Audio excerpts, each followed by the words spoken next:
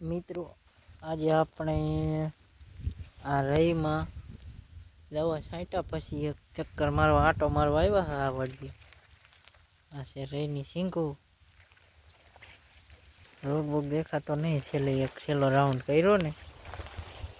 સીધી આપણે લાઈવ થયા હતા અને હવે રઈ પાકમાં આવી જઈએ એક પાણી પાવું જોઈશે ઉતાવળથી જોઈ શકો છો સિંગુ કમ્પ્લીટ થઈ ગઈ છે હા એટલે હે ને રોગ તો દવા છાંટ્યા પછી વયો ગયો છે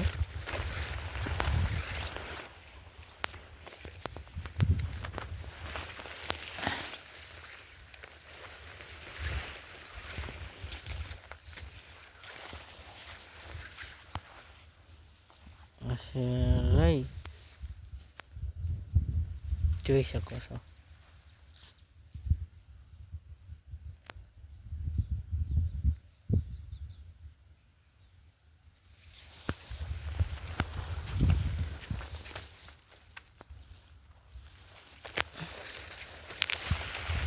આડી પડવા માંડી છે વજન થતો જાય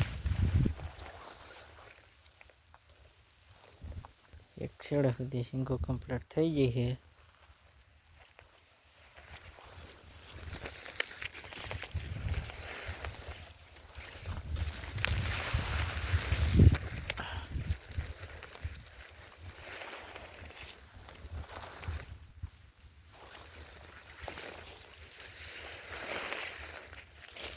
કેટલા પાણી પીશે એ જોઈને ચક્કર મારવા આપણે આવ્યા છે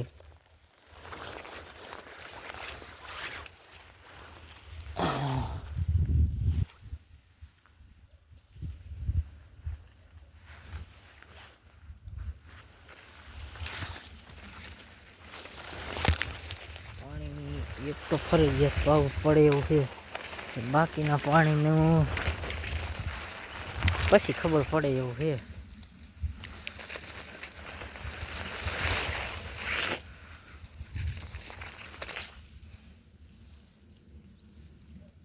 માલ થઈ ગયો છે એટલે અત્યારે વધારે પાણી ઉપાડે એટલે એક ઉતાવળીને હજી પાણી ફેરવવું જોઈશે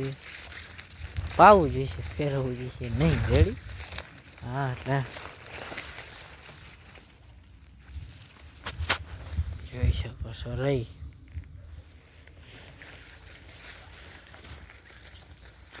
અમુક છોડવા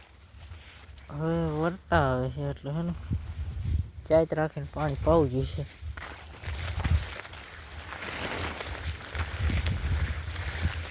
આ તો પડી ગયો છે એટલે એને કોક સિંગુ ઉપરની ટોચની સિંગુ જે કાચી હોય એ પાકી જાય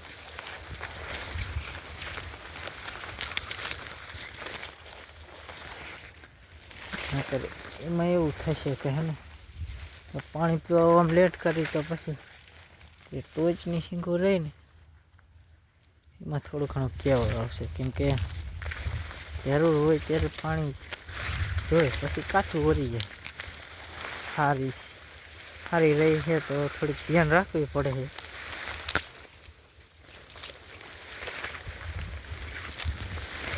એમ કે સારો ઉતારવો છે હા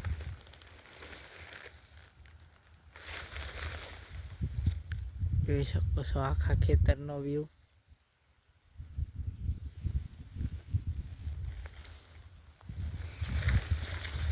આ બાજુ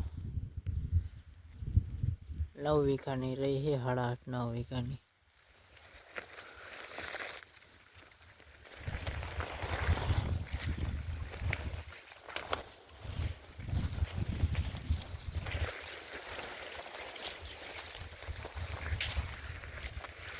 એક તારી રહી છે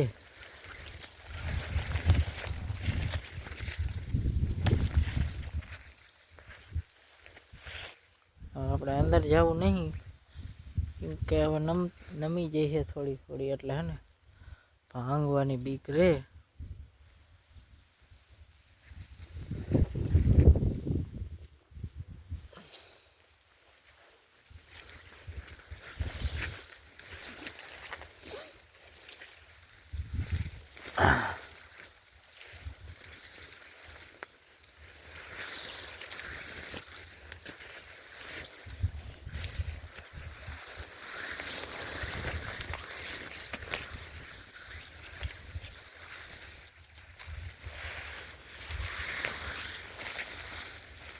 अमुक छोड़वा लीला है, अमुक छोड़वा જોઈ શકો છો થઈ ગયા એટલે હે ને તો રાખીને પાણી પી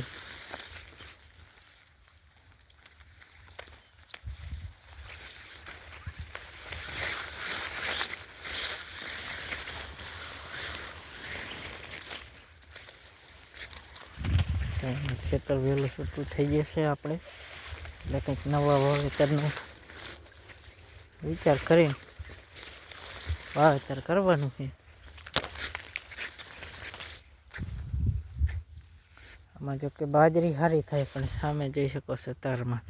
પક્ષી વધારે લાગે છે. બાજરી તો ઉતરે ને રાગ ઉતરી હોય એટલે પણ પક્ષીની ધ્યાન વધારે દેવું પડે એવું છે, નકર આપણા હાથમાં બાજરી ન આવે.